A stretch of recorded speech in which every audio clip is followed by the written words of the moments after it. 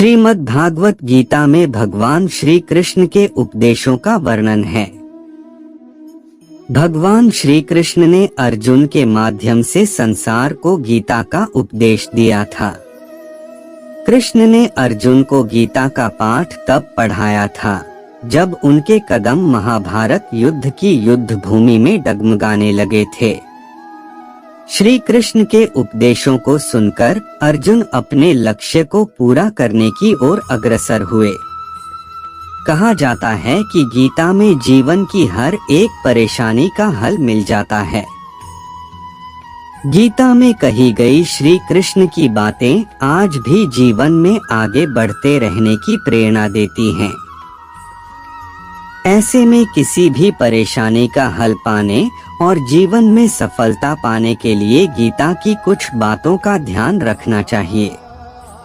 माना जाता है कि जो भी व्यक्ति गीता की इन 5 बातों का जीवन में अनुसरण कर लेता है, वह हर काम में जरूर विजय हासिल कर लेता है।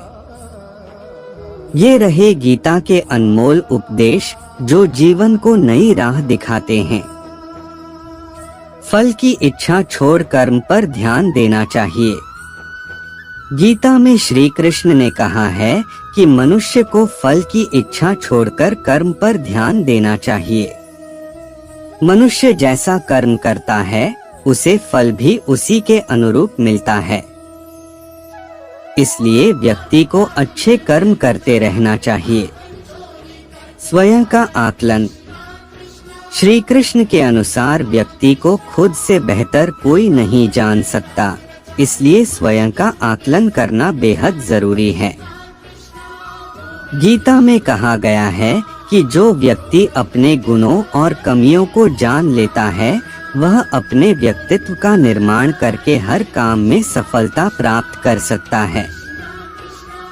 मन पर नियंत्रण। हमारा मन ही हमारे दुखों का कारण होता है। ऐसे में श्री कृष्ण ने गीता में कहा है कि जिस व्यक्ति ने अपने मन पर काबू पा लिया, वह मन में पैदा होने वाली बेकार की चिंताओं और इच्छाओं से भी दूर रहता है।